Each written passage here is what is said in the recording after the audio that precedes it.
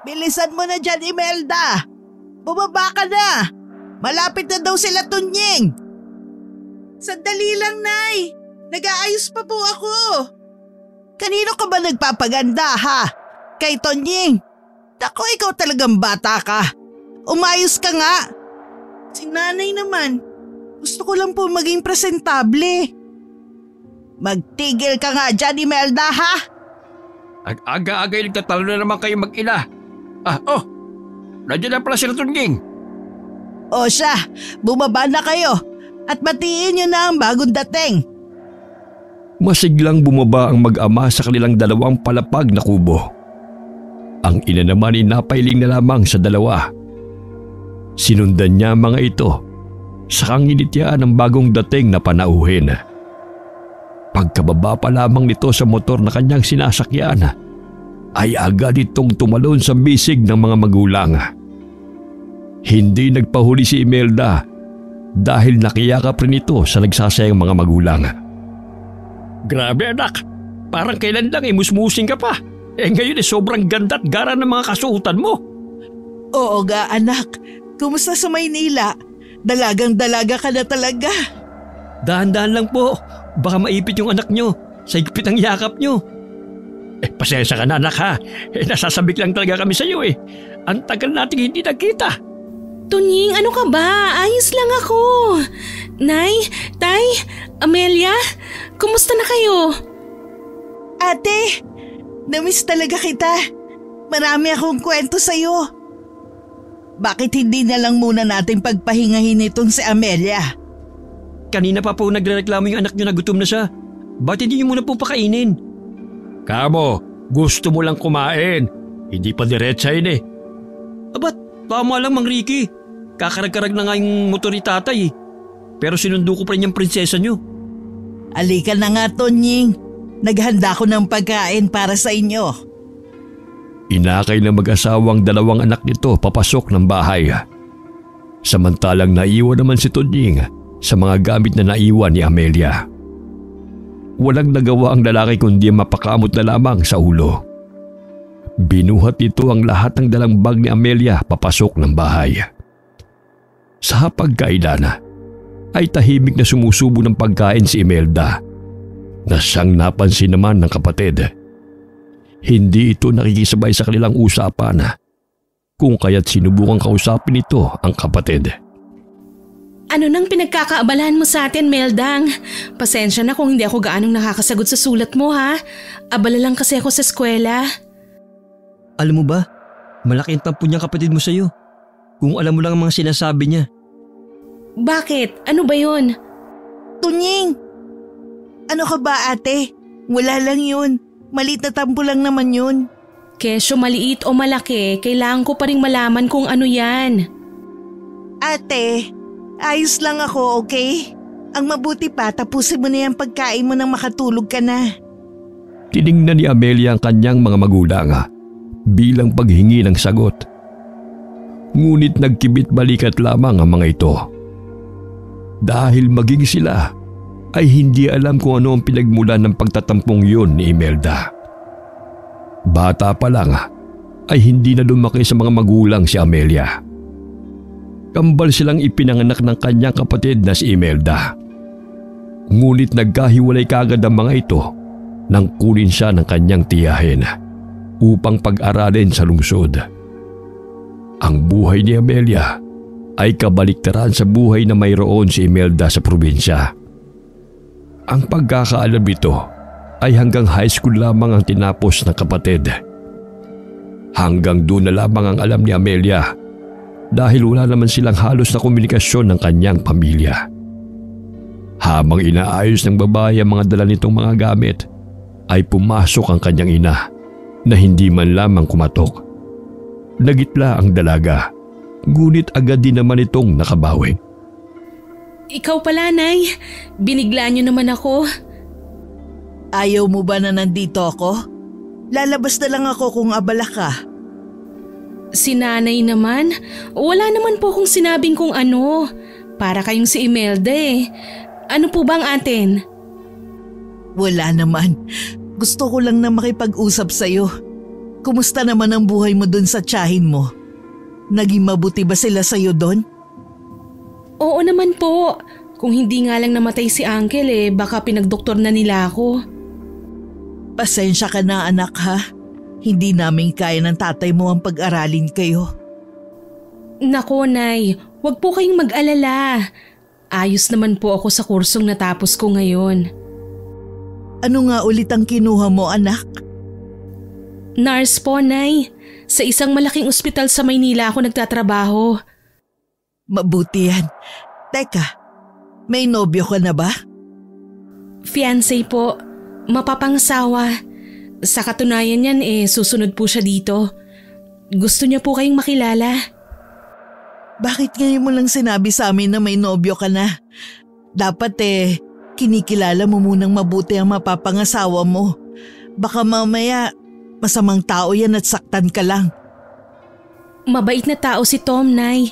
Isa rin siyang doktor sa pinagtatrabahuhan ko. Dapat pumunta siya rito sa lalong madaling panahon. Seryosong tinignan siya ng kanyang ina bago iniwan sa kanyang kwarto. Sa mga sandaling yun ay napapaisip na lamang si Amelia kung tama ba ang kanyang desisyon na payagan ng kanyang nobyo na bumisita sa kanilang bahay. May tinatapos lang po siyang trabaho pero bago mag-fiesta nandito na po yun. Baka umasa yan na maayos ang buhay natin dito sa probinsya ha. Isang kahig, isang tuka lang tayo. Nasabi ko naman po sa kanya kung anong kalagayan natin. Mabait ho si Tom, kaya naiintindihan niya ang hirap natin sa buhay. Marami namang binata sa bayan natin, nak. Bakit hindi ka na lang dito maghanap ng mapapangasawa? Mahal ko po si Tom. Napaismid na lamang ang kanyang ina matapos niyang sabihin yun. Hindi ito nagtagal sa kanyang silid dahil agad din naman itong nagpaalam na matutulog na. Hindi niya maintindihan ang mga tao sa kanilang bahay. Pilit niyang iniiwasang isipin ang kakaibang kinikilos ng mga ito. Ngunit hindi yun basta-basta mawala sa kanyang isipan. Mayaman si Toma. Kahit na mataas ang antas ng buhay ng lalaki, ay nakasayad pa rin ang mga paa nito sa lupa. Ang problema lamang ni Amelia ay ang kanyang mga magulang. Hindi nito alam kung tatanggapin ba nila ang nobyo. Kung siya lamang ang masusunod, ay hindi na niya ito ipapaalam pa sa kanila.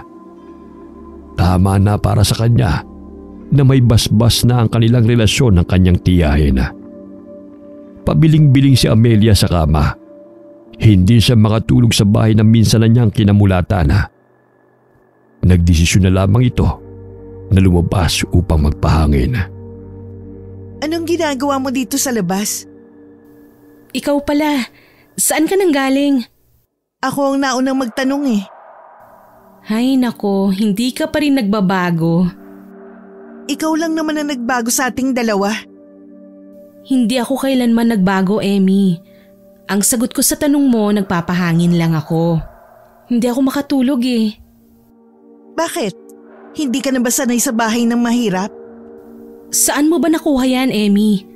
Hindi naman ako nakakalimot sa pinanggalingan ko. Hindi nga ba? Tapatin mo nga ako, Emmy. May galit ka ba sa akin? Ano bang ginawa ko na labis mong ikinagagalit?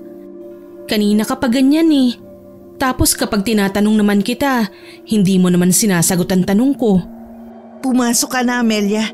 Baka ano pang mangyari sa'yo dito sa labas? Magtatanong pa sana si Amelia kung ano ang ibig sabihin ng kanyang kakambal. Ngunit tinalikuran na siya nito. Maging ang kanyang tanong ay hindi na nito sinagot.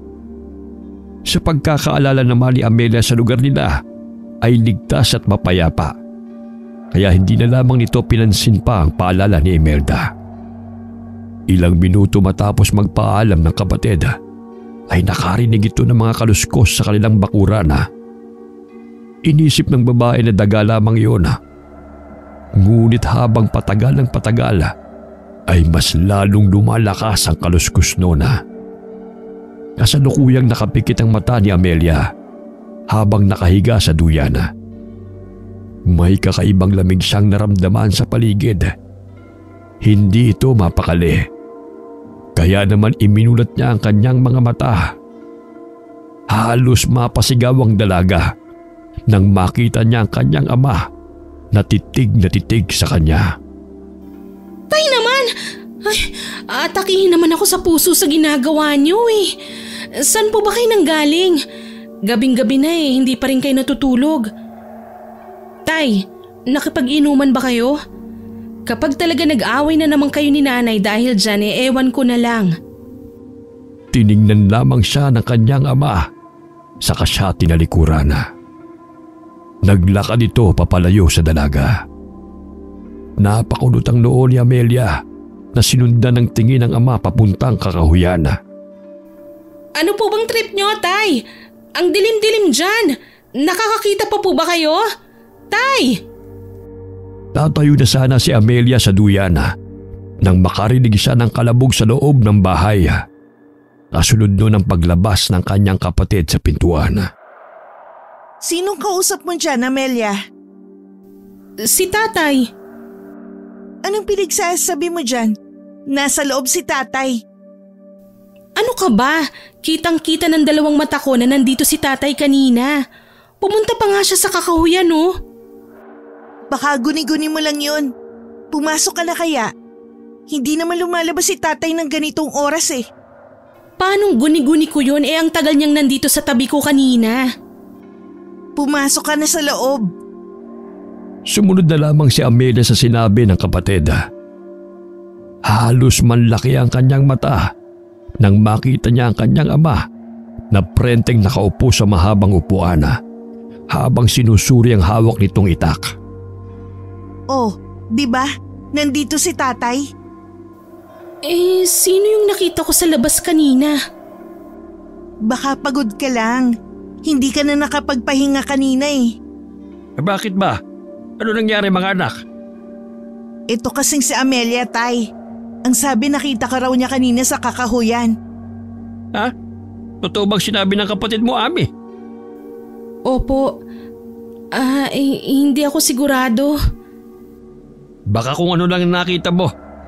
Sa mga ganitong oras ay hindi ka na dapat pa lumalabas ng bahay. Mapanganib sa labas. Hindi ko kayo maintindihan, Tay.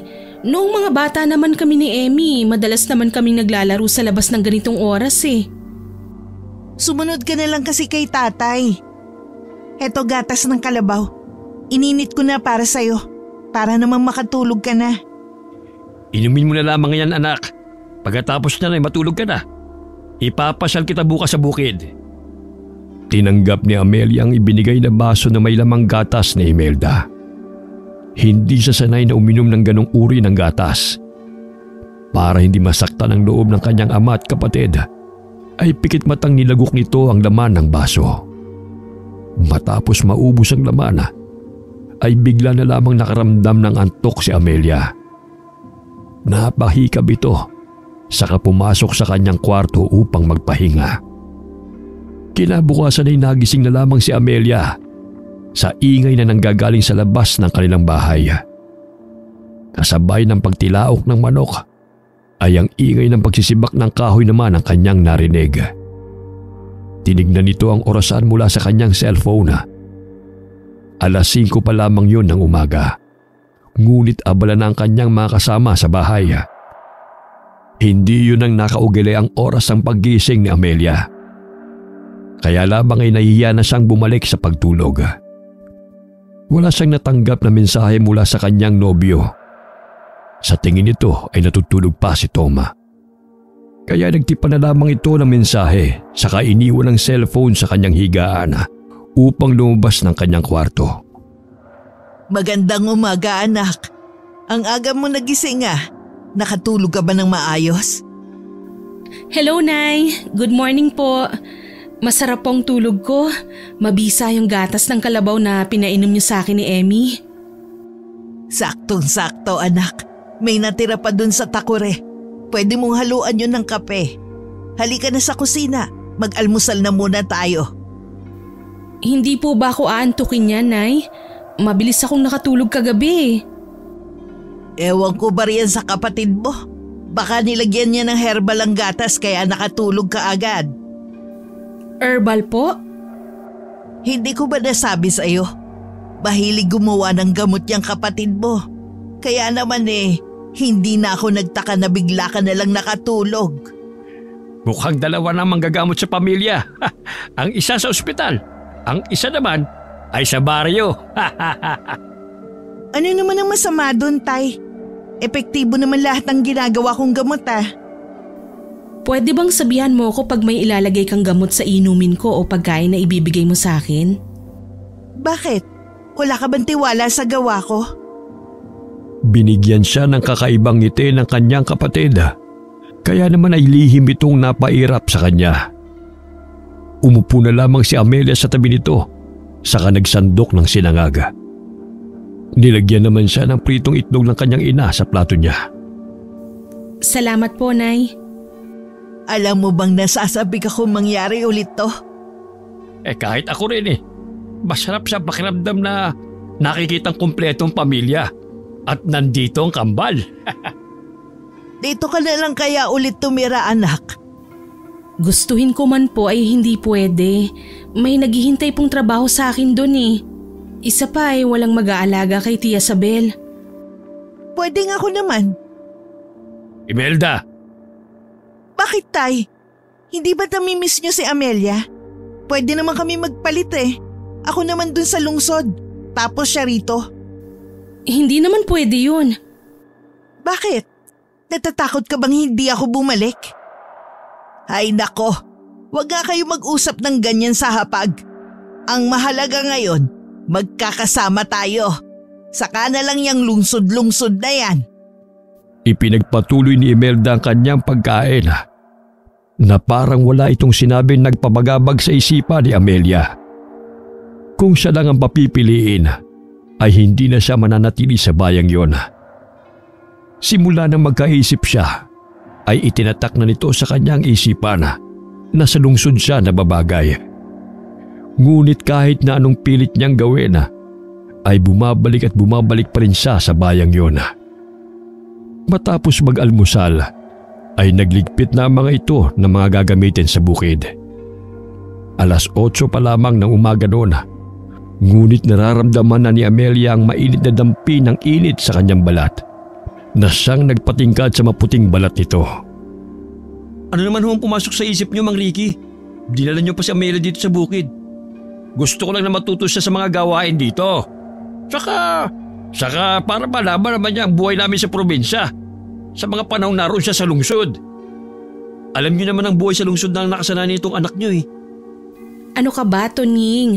Madali lang naman tong pinapagawa sa akin ni Tatay. Para lang ako naglalaro. Kita ba? Walang problema sa anak ko. Kaya naman mag-araro ka na dyan na makarami tayo ng kahon. Pinagbuti ni Amelia ang ginagawa nito. Ang inutos kasi sa kanya ng kanyang ama ay magdamo sa paligid ng maliit na kubo kung saan ginagamit nila para gawing pahingahan. Tiniis nito ang mainit na sikat ng araw para makatulong sa kanyang pamilya. Hindi pa siya nangangalahati sa kanyang ginagawa ay tinawag kaagad siya ni Imelda. Pagtapos mo dyan, dito ka naman sa Pilapil. Kailangan matapos natin to bago lumubog ang araw. Dahan-dahan naman sa pag-utos dito kay Ami. Baka masugatan tong makinis na kutis niya. Hay naku, Nay. Ewan ko sa inyo ni Tonying. Magsama kayong ginagawang prinsesa yan si Amelia. Kayo naman ang tatay mo ang magsama. Umuwi nga dito si Amelia upang magbakasyon at magpahinga. Pero pinagtatrabaho niyo pa rin. Ang init-init Kawawa naman tong panganay ko.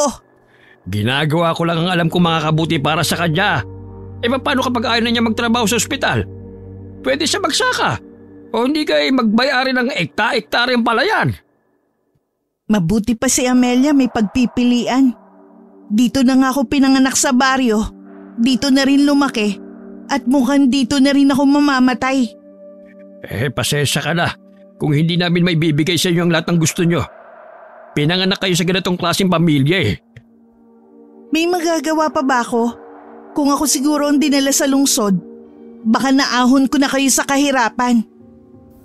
Ano bang gusto mong iparating? Nagpapadala naman ako kahit papano ah. Sadyang nagkabaon-baon lang kami sa utang nung nagkasakit si Uncle. Kaya naman hindi kalakihan ang pinapadala ko. Matanda na rin si Tia Sabel.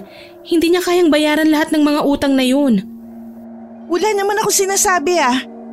Ang akin lang, baka nag-iba ang ihip ng hangin kung ako ang dinala sa lungsod. Pwede ba tumigil na kayo? Tapusin nyo na yung ginagawa nyo.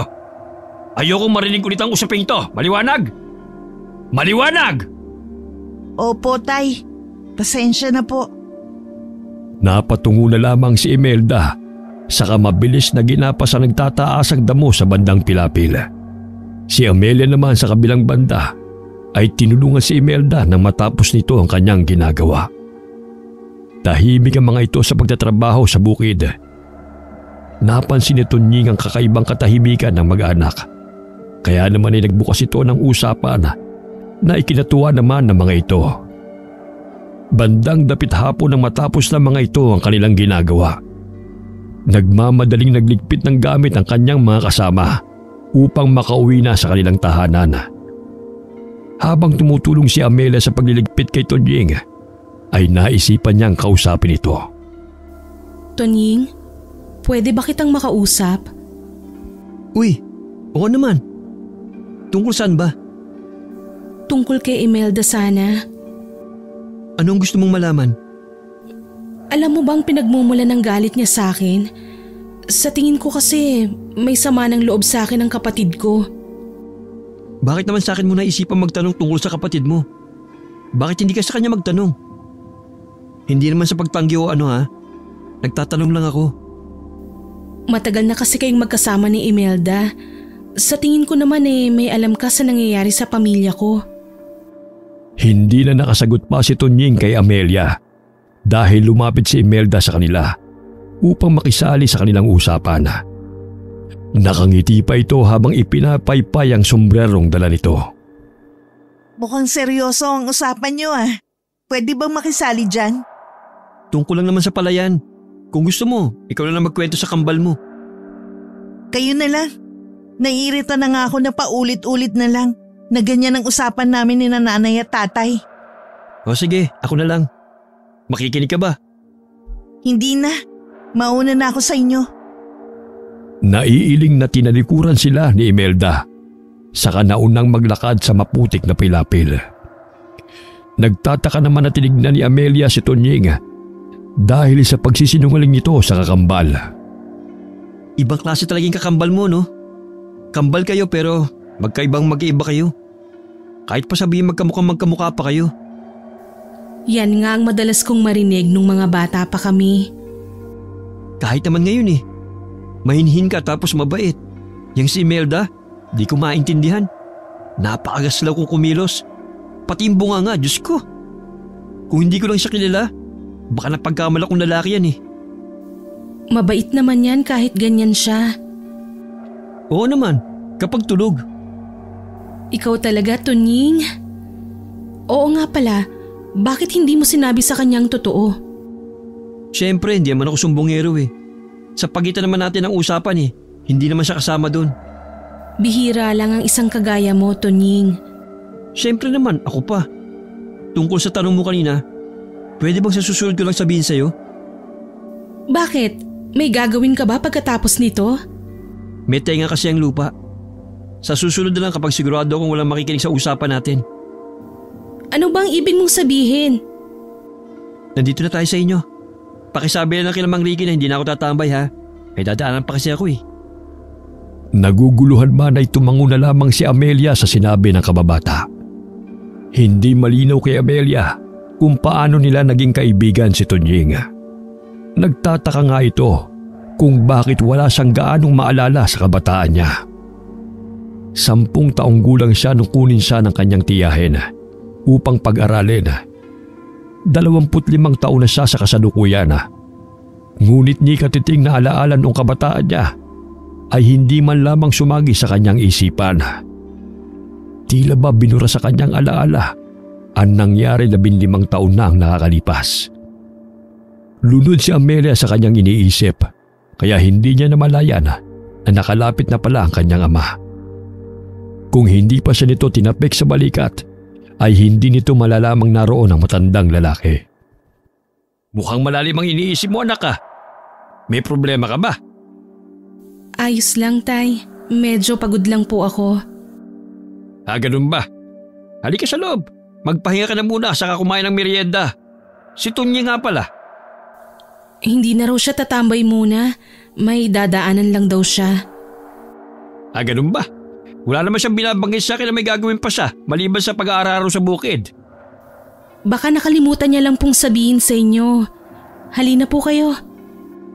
Kinuha sa kanya ng kanyang ama ang mga dala nito saka inakay papasok ng bahay. Pamilyar sa kanya ang pakiramdam na yun. Hindi man niya lubusang naalala ang nakaraan.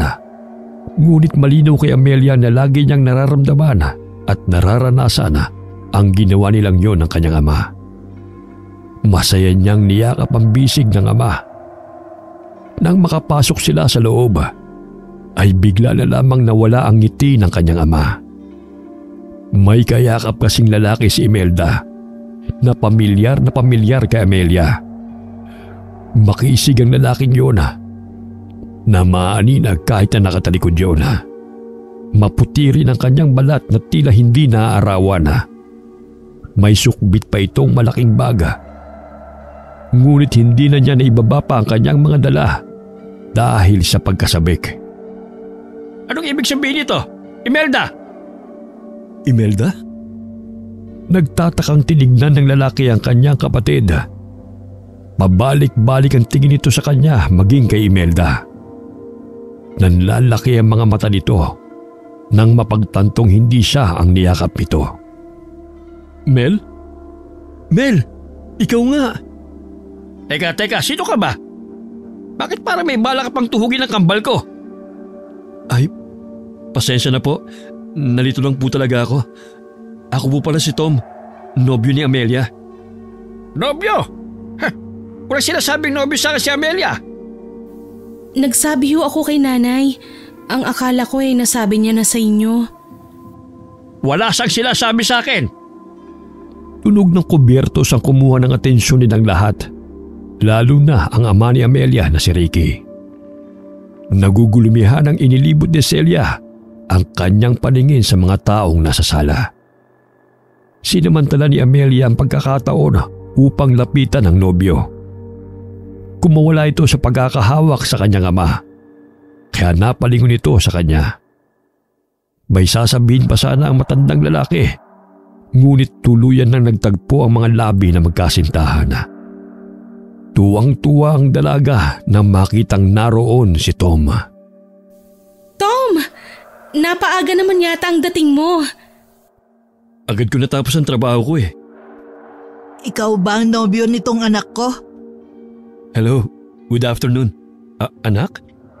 Oo, nanay ako ng kambal. Hindi ako makapaniwala na kayong nanay nitong si Mel. Hala, bakit naman? Akala ko po kasi matandang kapatid lang po niya kayo. Binigla mo naman ako doon. Binobola mo naman yata ako eh. Naku, hindi po. Ang sabi po kasi sa akin ni Mel, may kakambal siya. Kaya nagulat po ako kanina nung lumabas kayo. Dahil ang bata niyo pang tignan eh. Gano'n na ba kay katagal ni Ami? At bakit mo tinatawag siyang Mel? Magdadalawang taon na po. Nakasanayan na po kasi naming tawagin siya ng ganyan. Bakit ngayon mo lang naisipang bumisita sa bahay? Ano ba trabaho mo? Nakapagtapos ka na ba? Ano ang trabaho ng mga magulang mo? Dahan-dahan naman sa pagtatanong. Hindi pa nga naibababa nitong nobyo ni Ami ang mga gamit niya eh. Kung hindi pa pumagitna ang kanyang ina, ay hindi pa titigil ang kanyang ama sa pagtatanong. Sinenyasan nito ang kanyang ina na nagpapasalamat na agad namang nakuha nito ang kanyang ibig sabihin. Ibinuka nito ang kanyang bibig, saka nagsalita sa hangin upang sabihin na walang problema. Kinindatan siya nito, saka binigyan niya isa-isa ang mga taong naroon ng pinggan para magmerienda. May dalang kakanin to si Tom. Alina kayo, pagsaluhan natin to habang mainit-init pa. Tom, ganun ba talaga kayo magbatian ni Amelia? May yakap sa kahalik? Oo, nakasanay na namin kasi yung ganun eh. Hindi basta-basta nahahawakan ng babae sa pamilya namin ng kahit na sino lang. May bala ka bang pakasalan tong anak ko? Nilingon siya ni Tom na may pagtatanong sa mukha. Napayuko na lamang siya sa kakinain ng kakaning dala nito. Hindi mo pa ba sinabi sa kanila, Tart? May kailangan kaming malaman? Ang dami mong nililihim sa amin, Amelia. Huwag mo nang pagalitan yung anak mo. Nasa tamang edad na yan para magdesisyon sa sarili niya. Pero tayo ang mga magulang niya. Ano ka bang matanda ka? Nagsabi na sa akin si Ami. Ikakasal na sila ni Tom kaya umuwi siya rito. Nabitawan ng kanyang ama ang tasang hawak nito. Kaya naglikha yun ng ingay dahil sa pagkabasag. Agad na dinulugan ni Imelda ang nagkalat na bubog ng tasa. Kumuha ito ng walis sa kanilisan yun. Ano ang sabi mo? Ikakasal na si Ami? Oo naman. Ano ang masama roon? Doktor naman tong si Tom. Kayang-kaya na niyang buhayin ang anak natin. Teka nga, magtapat nga kayo sa akin. Buntis ba si Amelia? Napaubo si Amelia sa naging tanong na yun ng kanyang ama. Wala pa sa utak niya ang magkaanak. Noon lamang niya naalala na ganoon mag-isip ang mga taga-baryo. Kapag ikakasal kasi, ay inaasahan na kaagad ng mga ito na buntis ang babae kaya nagmamadali. Sa kalagayan naman nila, ay nagkasundo at nagdesisyon lamang silang magpakasal nung magtanong si Tom sa kanya. Hindi pa handang magkaanak si Mel. Pero kung may mabuuman po kami, pananagutan ko naman po ang anak nyo. Mahal na mahal ko po siya. Dahil sa sinabing yun ni Tom, ay hindi na nagtanong pa ang matandang lalaki. Tahimik nitong kinain ng kakanena, kasunod ng pagdagok ng mainit na kape na bagong timpla ni Imelda. Kailan ba ang kasal? Saan niyo idadaos ang kasal? Dito ba? Nakadepende pa kay Amelia. Pero ang gusto sana ng mga magulang ko, doon na lamang sa resort namin. Paano pala kapag mag-asawa na kayo?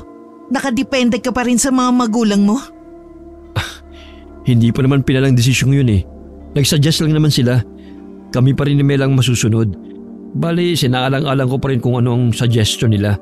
Bilang respeto na lang din sa kanila. Magkakasundo talaga tayo, Tom. Ngayon pa lang natutuwa na ako sa'yo. Masaya si Amelia nang marinig niya yun mula sa kanyang ina. Ang desisyon na lamang ng kanyang ama ang kanyang hinihintay. May ilang araw pa sila upang hingi ng basbas ng kanyang ama na nakatitiyak naman si Amelia na makukuha nilang dalawa ang hinihingi nila.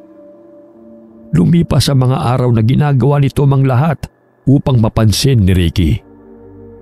Ang mag-igib maging ang magsibak ng kahoy na hindi naman niya ginagawa ay nagawa niya sa probinsya. Pinipigilan siya ni Amelia, ngunit matigas ang paninindigan nitong makuha ang basbas ng matandang lalaki. Ang makita ni tatay na mahal mo ko at kaya mo kong alagaan ay ayos na. Sweetheart, iba kasi ang pride ng mga lalaki. Kahit siguro ko sa magiging anak natin babae, sobra pa dito ang ipapagawa ko sa kanya. Kung nagmamahalan naman tayo Hindi sapat ang pagmamahalan. Kailangan din ng respeto sa relasyon. Hindi naman ako pinilit ng tatay mo na gawin to Ako naman ang nagkusa Kaya mo ba? Hindi ka naman sanay sa mga gawaing gaya nito Lahat ay natututunan. Lahat ay kaya kong gawin para sa'yo. Hinalikan na lamang ni Amelia si Tom sa pisngi nito. Saka nagngitian ang dalawa. Masaya at kontento na si Amelia na nandyan para sa kanya ang nobyo. Wala na siyang hihilingin pa dahil ang lahat ng katangian ng tipo niyang lalaki ay natagpuan niya sa nobyo. Kinagabihan ay naglakad-lakad ang dalawa matapos kumain. Tahimik ang paligid.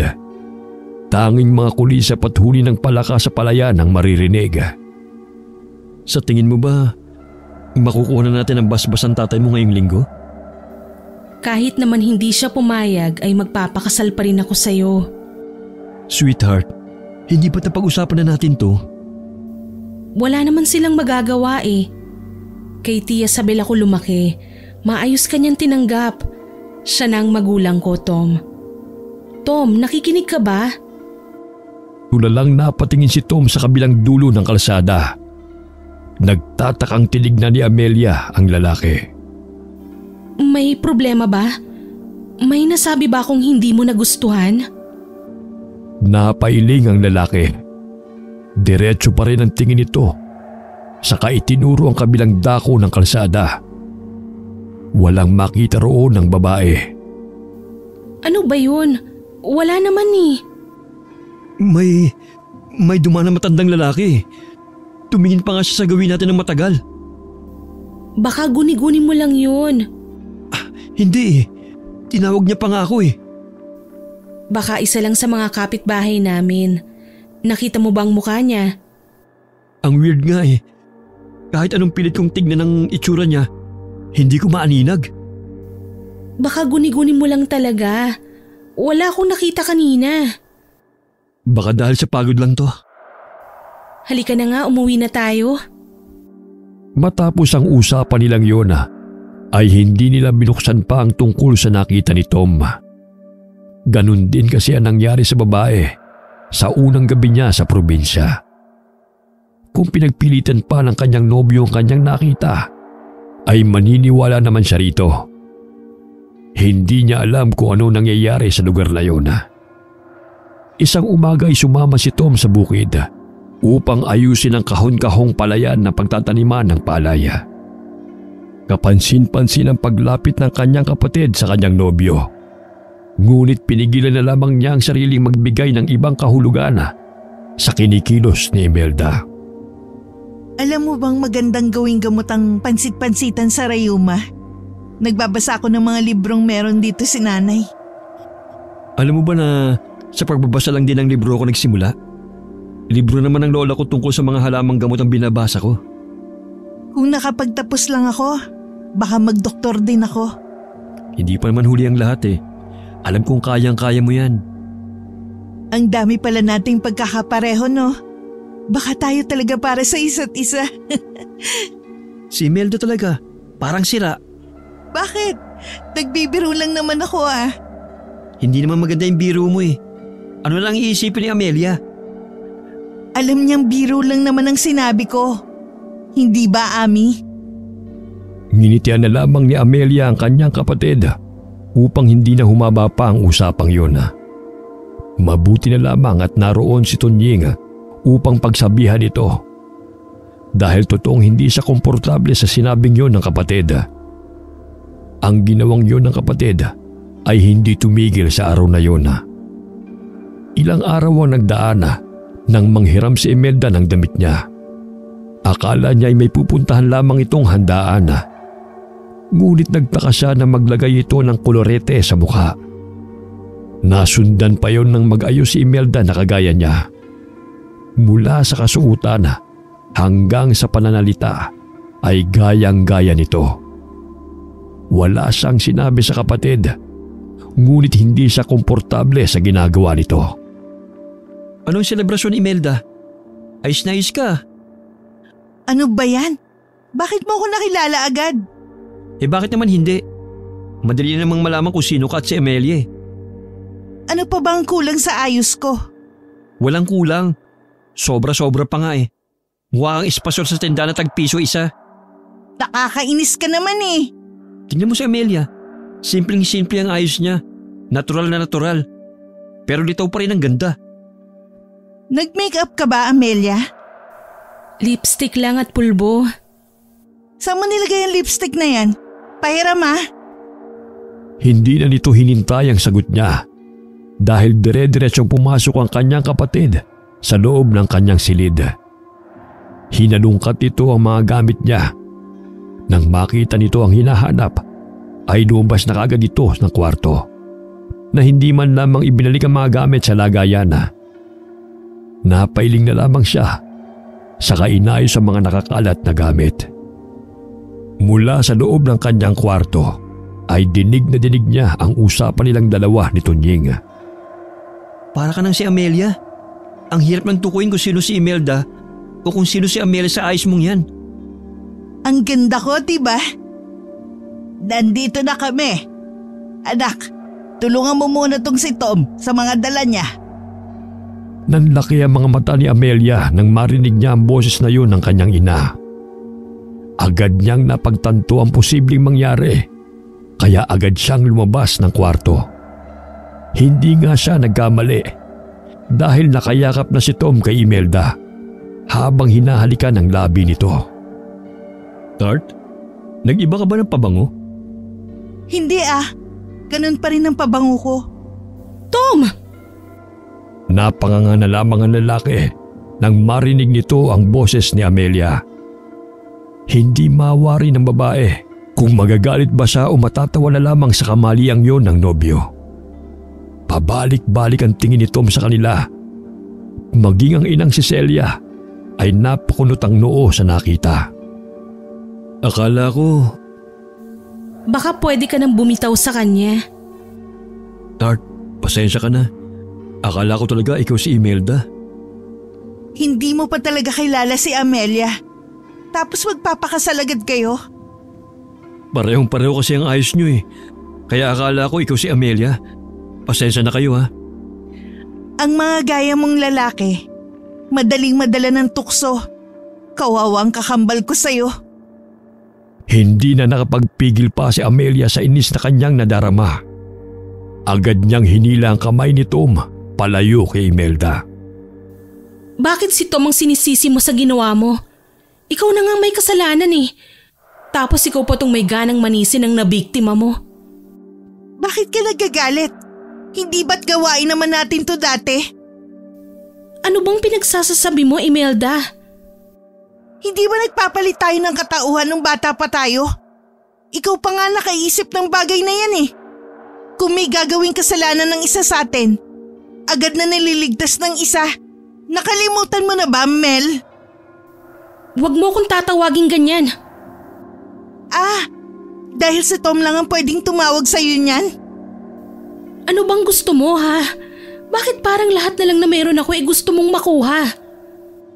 Dahil kinuha mo ang lahat sa akin. Tama na ang pagkukunwari mo, Amelia. Ano nangyayari dito? Nag-aaway ba kayo? Dako, may hindi lang pagkakaunawaan ng kambal. Anong ginagawa mo, Imelda? Bakit ganyan ang ayos mo?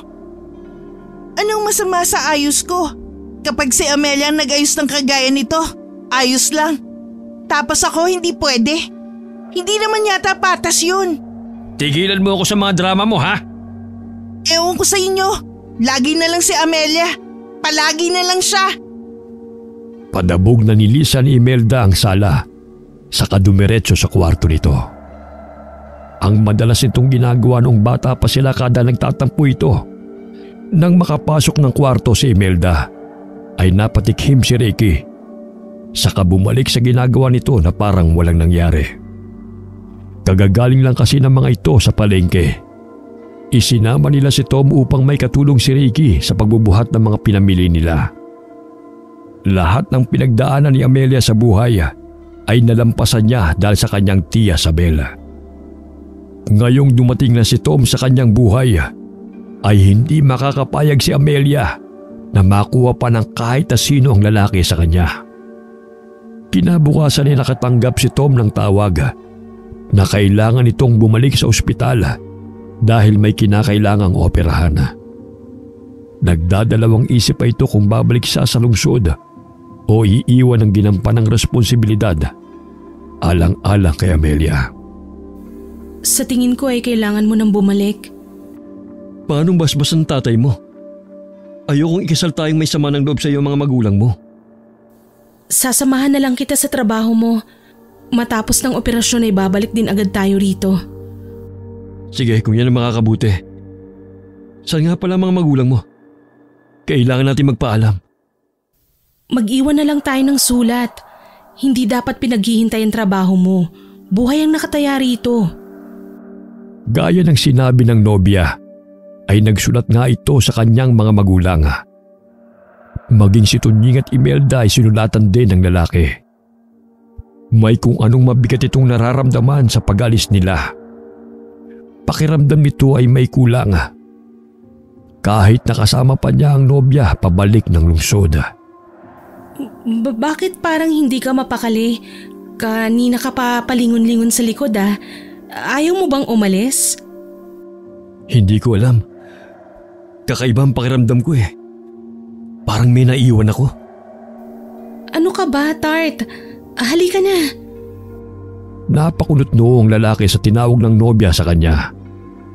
Hindi siya nito tinatawag na Tart.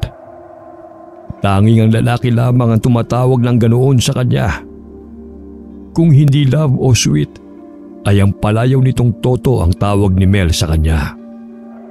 Dahil sa nangyari noong nakaraang araw, kaya may pagdududa sa kanya kung ang nobya ba talaga nito ang kasama o ang huwad na si Imelda.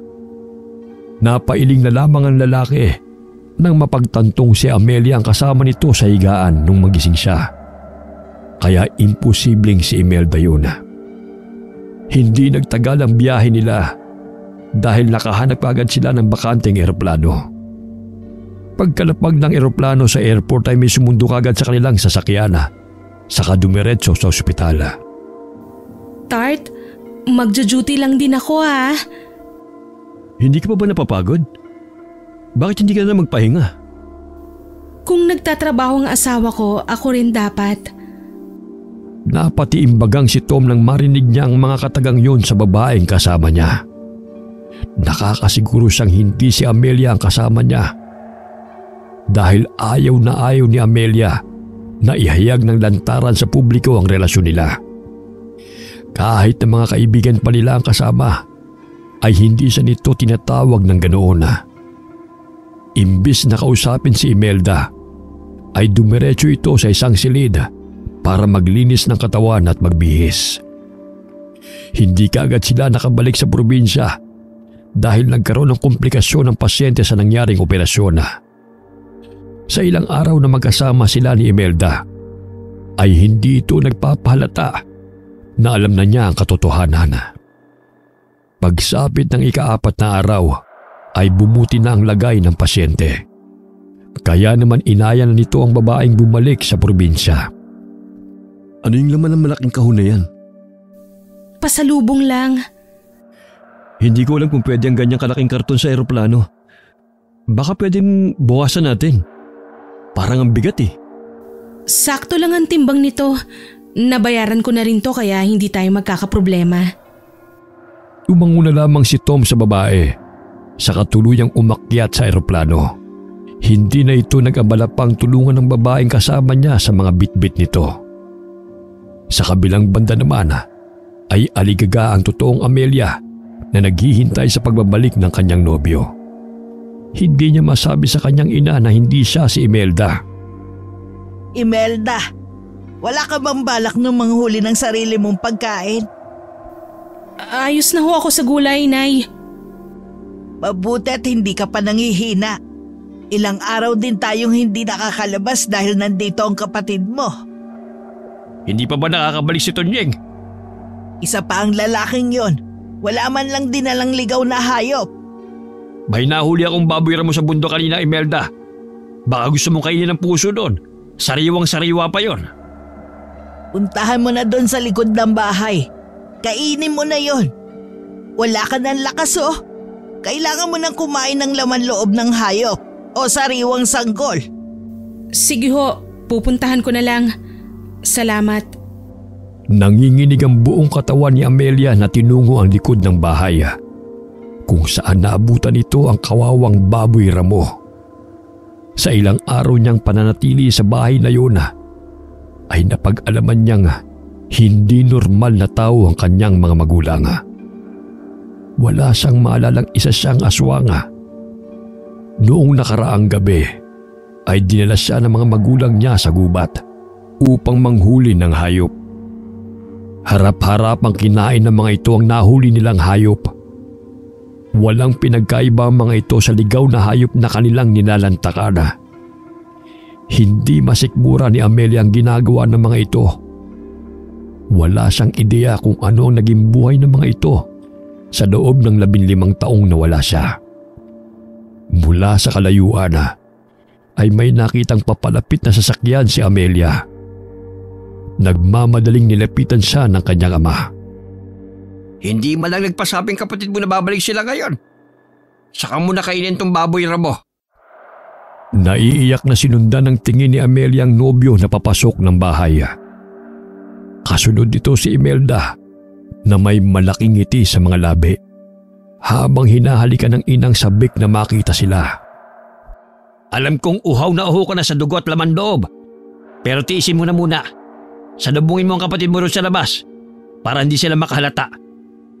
Pilit na pinipigilan ni Amelia ang sarili na hindi umiyak. Miss na nito ang kanyang nobyo. Gusto niyang magsumbong sa kanya, ngunit hindi siya makalapit dito. Akala ko hindi na kayo babalik eh. Pwede ba naman yun, Tay? Itong si Tart nga nagpupumilit na makabalik kami. Hindi ba, Tart? Sa kusina lang ako. Nauuhaw ako eh. Imelda, anong tinutunga-tunga mo riyan? Kunan mo nga ng tubig itong si Tom. Opo. Ako na ho. Kaya ko naman eh. Ako na, Tom. Nag-unahan ang dalawa sa kusina upang kumuha ng tubig sa banga. Natatarantang inabot ni Amelia kay Tom ang basong may lamang tubig. Gustong gusto niyang yakapin ang nobyo, ngunit hindi niya magawa. May problema ba? May dumi ba ako sa muka? Wala. Sige. Labas lang ako. Tumalikod ang lalaki, ngunit agad niyang niyakap ito sa likuran.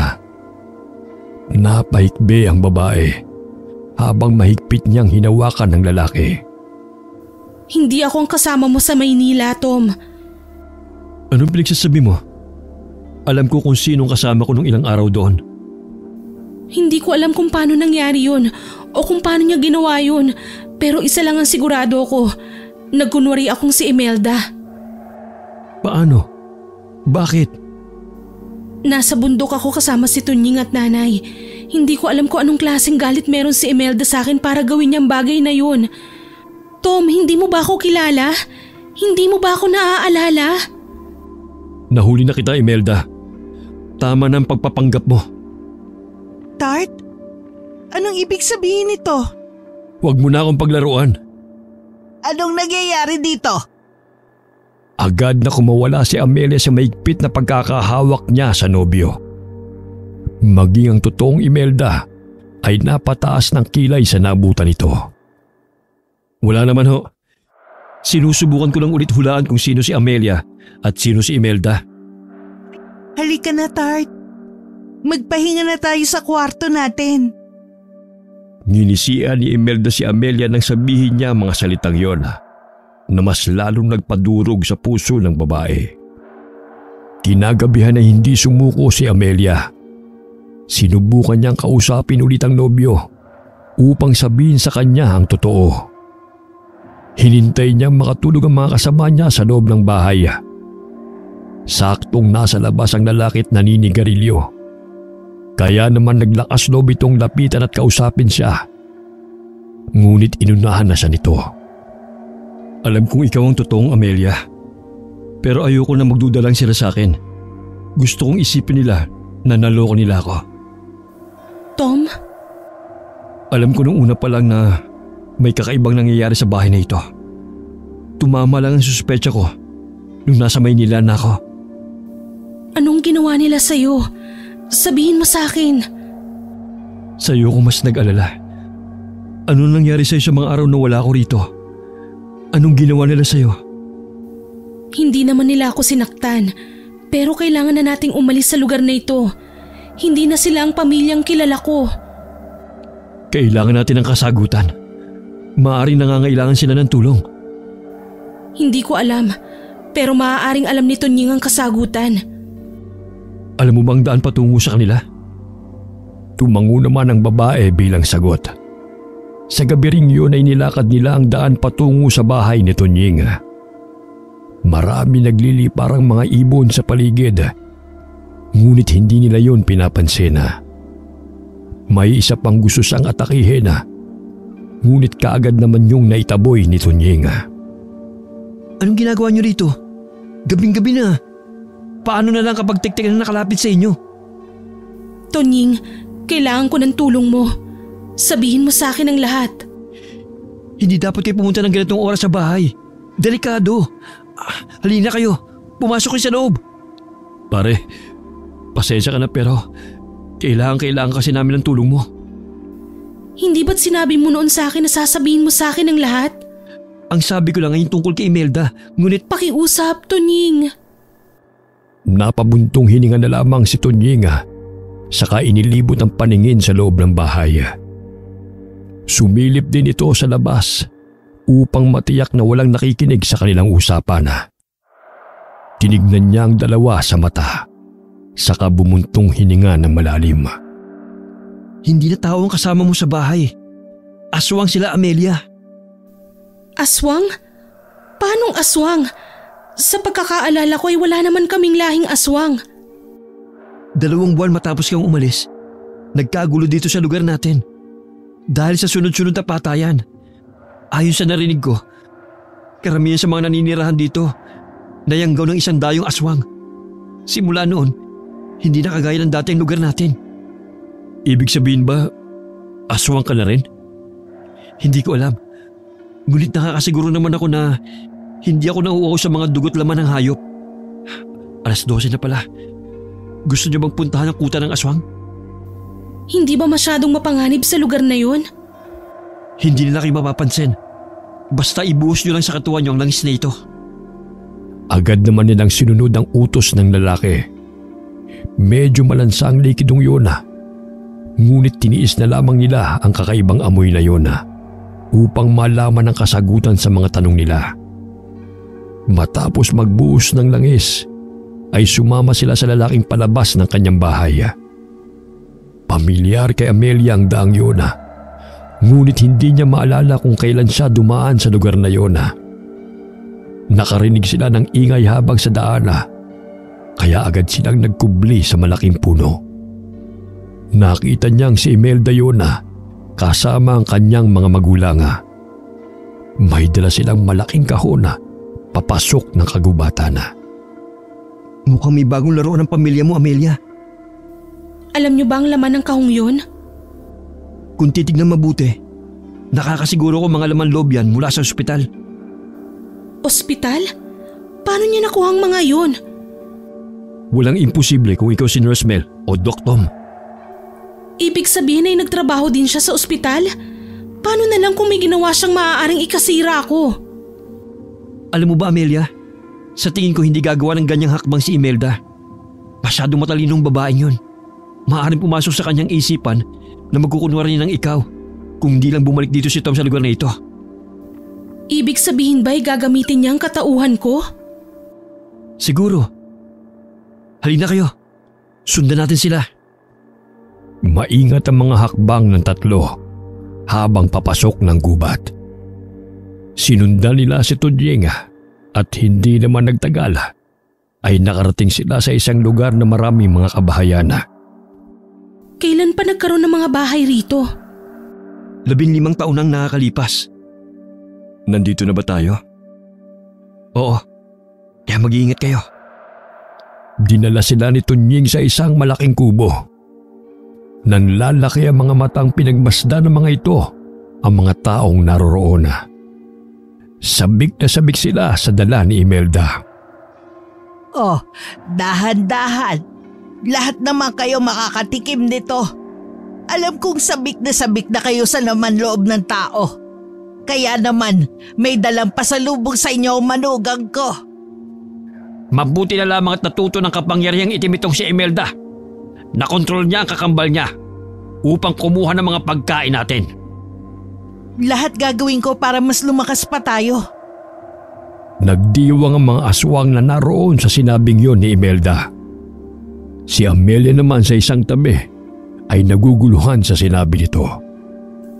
Bakit niya sinabing kinontrol niya ako? Gayong nagkunwari lang naman siyang ako. Dahil ayaw niya mabigaw ang mga magulang mo. Siguro ay tama na itong nakita niyo. Umalis na tayo sa lugar nito. Pero paano natin sila mapupuksa? Hindi natin sila pupuksain. Hindi naman sila nananakit eh. Kahit na aswang pa rin sila. Maniwala ka sa akin. Kahit na aswang ang mga yan, alam pa rin nila kung hanggang saan lang sila dapat. Excuse me lang ha. Wala ba kayo napapansin kakaiba kay Imelda? Maliban sa pagiging aswang niya at lantarang panggagaya sa akin? Kilala ko na ngayon kung sino si Amelia at si Imelda. Alam ko na ang pagkakaiba niyong dalawa. Pero napapansin ko lang na hindi siya okay. Sa tingin ko, kailangan niya ng tulong natin. Alam ko kung sino makakatulong sa atin. Si Tia Sabel. Si Tia Sabel? Ano naman ang alam niya sa nangyayari dito? Maniwala ka kapag sinabi kong alam niya ang lahat. Kinabukasan umaga pa lamang ay nasa labas na ng bahay si Tia Sabel. Mabilis itong nakarating kahit na anong oras na siya pinadalhan ng mensahe ni Tunying. Sabik na niyakap ni Amelia ang matandang babae. Anak ko, ayos ka lang ba? Hindi ka ba sinaktan ng mga aswang na yun? Paano niyo po nalaman ang bagay na ito? Noon pa lamang buhat ng ipinanganak kayong dalawa ni Imelda ay may aswang na dumayo sa lugar na ito. Hindi lang sila nagtagumpay na magyanggaw dahil nandito pa kami ng asawa ko. Pero nung umalis kami, tsaka dinala ka sa Maynila, ay bumalik sila at doon nagtagumpay na paramihin palalo ang lahi nila. Aswang na ang mga magulang mo bago pa kita dalhin sa lungsod. Pero bakit hindi kaming dalawang dinala ninyo? Bakit ako lang? Bakit niyo ako pinayagang bumalik sa lugar na ito? Alam namin ang nangyayari sa pamilya ninyo. Ang balak sana namin ay iligtas kayo pareho. Ngunit hindi kami nagtagumpay dahil nakaamoy ang mga magulang nyo sa binabalak naming mag-asawa. Malakas naman ang pakiramdam ko na hindi ka sasaktan ng mga magulang mo. Hindi ko po maintindihan, Nana Sabel.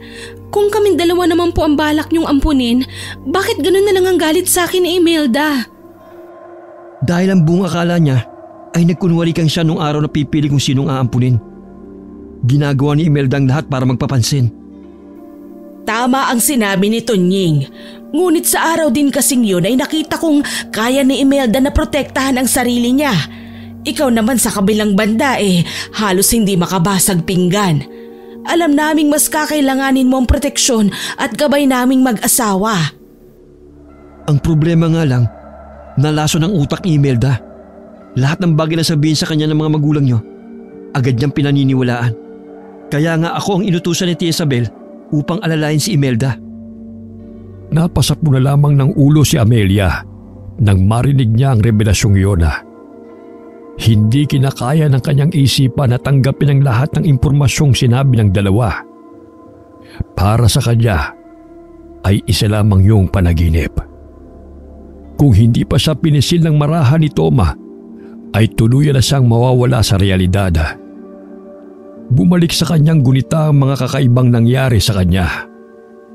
Kaya naman ay naglakas loob itong nagtanong sa kanyang Tia Sabel. Bakit hindi ko maalala ang lahat? Dahil dinala ka namin sa manggagamot. Pinabasbasan ka namin upang makalimutan mo ang lahat na nangyari sa inyo sa probinsya. Pero bakit naaalala ko pa rin sila? Ang ginawa lang sa'yo ng albularyo ay takpan ng masasamang alaala mo sa tao. Pinalitan nyo ng albularyo ng masasayang alaala. Ano po ba talagang nangyari? Sabihin nyo sa akin ang lahat. Gusto kayong gawing aswang pareho ng mga magulang ninyo. Pero agad na pinigilan namin ang plano nilang yon. Sinabi namin na pag-aaralin ka namin bilang nurse at ikaw na ang bahala sa mga laman loob ng tao. Hindi ako makapaniwala na naaalala pa pala nila ang pangako kong yun. Lahat ng pangako, mahalaga sa mga aswang. Baka may nakakalimutan ang pangako, Amelia. Wala akong naaalala, Tunying. Alalahanin mong mabuti. Baka sa oras na maalala mo ay mailigtas pa natin ang kapatid mo. Pilit na inaalala ni Amelia ang sinabi niya sa kapatid. Ngunit nanatiling blanko ang kanyang isipan.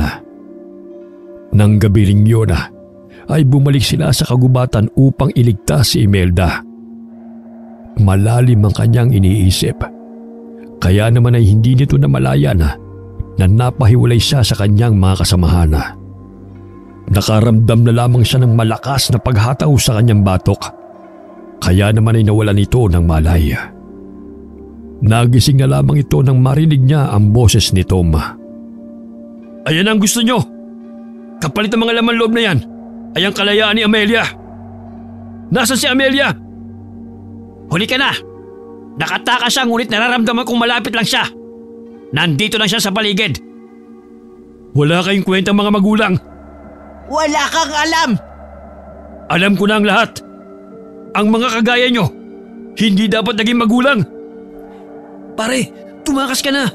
Ako nang bahala rito. Paano ka? Huwag mo kong alalahanin. Kaya kong sarili ko. Sundan mong daanang yan. Dadaling kanya kung nasan si Ami.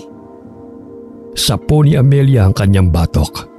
Ramdam na ramdam pa rin niya ang sakit ng malakas na pagkakatama sa kanya ng matigas na bagay. Nagising siya na naroon ang kanyang tiya Sabel sa kanyang tabi. Pinaliguan siya nito ng langis na kagaya ng ibinigay ni Tunying. Saan tayo, tiya? Shh! Huwag kang maingay. Kailangan nating makaalis sa lugar na ito. May iniutos ako sa alagang Sigbi ni Tunying, kaya hindi magtatagal ay masusunog na ang buong lugar na ito. Matapos niyang sabihin yun ay nakarinig sila ng malakas na pagsabog. Sunod-sunod yun kaya nagkagulo sa paligid. Hinila siya ng kanyang tiya Sabel palabas ng kanilang pinagtataguan. Sa gitna ng kaguluhan ay tumakas rin si Tunying upang sundan sila. Lingid sa kanilang kaalaman ay nakasunod na pala si Imelda sa kanilang tatlo. Nakarating sila sa isang maliit na kubo na nakatago sa pagitan ng dalawang malaking puno. Doon nila naabutan si Tom na may pag-aalala sa kanyang mukha. Lalapitan na sana ni Amelia ang nobyo nang biglang pumagitna si Imelda na may luha sa kanyang mga mata. Hinarap nito si Tunying na nagulat din sa bigla nitong paglabas. Bakit mo siya pinili? Lagi na lang siya ang napipili. Paano naman ako? Siya ang inampon at pinag-aral. Siya ang ikakasal. Siya ang paborito nila nanay at tatay. Tapos ngayon pati ikaw. Akala ko ba kakampi kita? Kakampi mo ako, pero parang hindi na kita kilala eh. Ako pa rin si Imelda. Ako pa rin ang kaibigan mo. Hindi. Nagbago ka na. Hindi na ikaw ang mahinhin na Imelda na lagi nandyan para sa akin. Pilit mo kinukuha ang katauhang hindi sa'yo. Hindi totoo yan. May gusto ka bang baguhin ko? Magsabi ka lang gagawin ko agad. Basta wag mo lang ako iiwan. Wala kang kailangang baguhin sa sarili mo, Emmy. Magpakatotoo ka lang. Babalik agad ako. Maging tao o maging aswang ka man. Hindi ako aswang. Hindi! Hindi pwede! Akala niyo ba'y makakatakas kayo sa akin? Ricardo! Kahit anong pagkukubli niyo, ay amoy na amoy ko kayo! Aatakihin na sana ng matandang lalaki si Tia Sabela, ngunit agad na humarang si Imelda. Isang malakas na atungal ang kumawala sa bibig ng matandang lalaki. Agad siyang nagpalit ng anyo na agad din namang sinundan ni Imelda. Silang dalawa ang naglaban. Umangil ang mga ito sa isa't isa. Tama na, Ricardo! Anak mo siya! Wala kang alam! Naging ganid kayo sa kapagyarihan, mga halimaw! Masisisi mo ba ako? Nasa iyo na ang lahat, Sabel. Kahit ang atensyon ng mga magulang natin ay nasa iyo.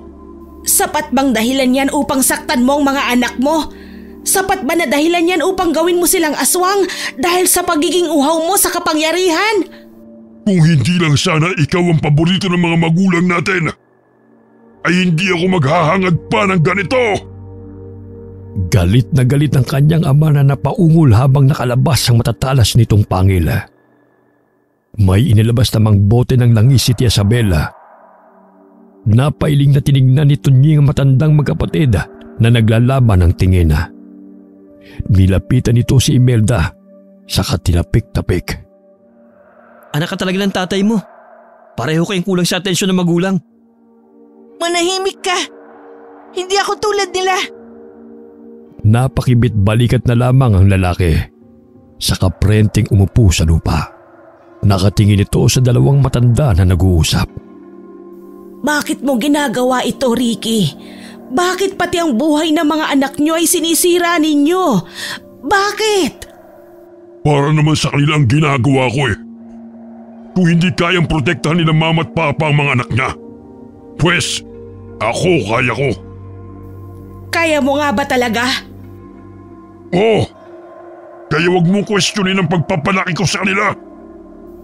Ako ang nagpalaki kay Amelia. Si Imelda ang nagpalaki sa sarili niya. Akala niyo ba'y wala akong alam sa nangyayari dito? Pakialamera ka talaga. Mabilis na sinugod ni Ricky si Isabela na agad namang nakaiwas sa mahahabang kuko nito. Hinila naman ni Imelda ang kamay ni Amelia papasok sa loob ng kubo. Dito kayo magtago. Emmy, bakit mo kami tinutulungan? Nagising na ako sa katotohanan, Ami. Patawarin mo ako sa ginawa ko sa iyo. Mamaya na kayo magpatawaran dyan. Kailangan natin magtago. Ang gusto ko lang naman ay maikasal. Bakit parang napaka-imposible naman ang bagay na yun? May kakasal kayo ni Tom. Gagawin ko ang lahat para mangyayari yon. Binigyan ng tipid ng ngiti ni Imelda ang kapatid bago tuluyang lumabas sa kubong yun. Mga atungal ang bumalot sa gubat na yun. Ang malaking buwan ang siyang nagbigay ng liwanag sa paligid. Hindi nagtagal ay tumahimik ang lugar. Isang marahang katok ang kanilang narinig. Binuksan ni Tunying ang pintuan at doon tumambad sa kanila ang sugatang katawan ni Tia Isabel na inalalayan ni Imelda. Tia Isabel, ayos lang ba kayo? Huwag kang mag-alala. Galos lang ito. Didilaan ko lang ang sugat niyo para mabilis gumaling, ha? Hindi na kailangan. Kusang gagaling itong sugat ko. Malakas ang dugo ko. Ibig sabihin ay aswang ka rin, Tia Isabel? May dugo akong aswang, pero hindi pa ako ganap na aswang. Pinili kong tahakin ng tamang landas. Kabaliktaran ang ginawa ng mga magulang ninyo. Kamag-anak ni Lolo ang dumayong aswang sa lugar na to. Isa na rin akong ganap na aswang. Ano na ang nangyari kay tatay? Tumakas siya. At sa tingin ko babalik siya rito upang dalhin ng mga alagad niya. Napailing si Imelda habang tinatalian ang nagdudugo nitong sugat sa hita. Kinausap ni Tia Isabel si tatay. Ang sabi niya dadalhin niya ako sa Maynila sa kondisyong hindi niya uubusin ng mga aswang na pinarami namin. Kaya binalikan niya ang kanilang kuta upang iligtas sa mga aswang na naroon pa. Mas pinili niya ang mga aswang kaysa sa sarili niyang mga anak. Doon na lamang pumasok sa isipan ni Amelia ang pangakong nakalimutan niya. Nangako siya sa kapatid na babalikan niya ito, ngunit hindi niya yun natupad. Nagpanggap si Imelda bilang si Amelia upang kunin niya ang loob ng kanyang Tia Isabel. Noong una pa lamang ay nagpalit na sila ng katauhan. Siya ang tunay na Imelda. Siya ang may kasalanan kung bakit ganun na lamang ang galit sa kanya ng kakambal. Kasunduan nilang magkapatid yun na magpalit ng katauhan upang makahingi ng tulong. Naiiyak na niyakap niya si Amelia. Ami, patawarin mo ako. Nakalimutan ko ang pangako ko sa'yo. Patawarin mo ako. Kasalanan ko ang lahat. Ami, pinaglalaroan mo pa rin ba ako, Imelda? Ako ang totoong si Imelda. Noon pa lang ay nagkapalit na kami ng katauhan. Nagkunwari kami bilang isa't isa. Ibang klaseng kambal talaga kayo. Maraming salamat dahil naaalala mo pa rin. Huwag kang mag-alala. Ako pa rin si Imelda. Habang buhay ko nang dadalhin ng pangalan na to. At dadalhin naman kita sa Maynila. Doon ka natitira simula sa araw na ito. Talaga ho? Oo naman. Para na rin may kasama ako sa bahay. Kasama mo naman ako, Tia. Akala ko ba'y ikakasal kayo ni Tom? Nagbigay ng basbas ang tatay mo.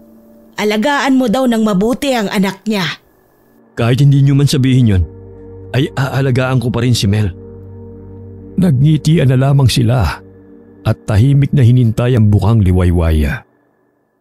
Nagkapatawaran ng magkapatid. Ilang buwan ang lumipas at ikinasal naman si Tom at Amelia.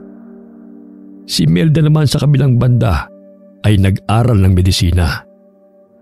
Si Tunying naman ay piniling mamuhay sa nayong yun dahil ayon sa kanya ay kailangan pa siya ng mga tao roon. Ang mga magulang naman ng Kambala ay patuloy na namumuhay bilang tao sa umaga at aswang sa gabi. Wakas,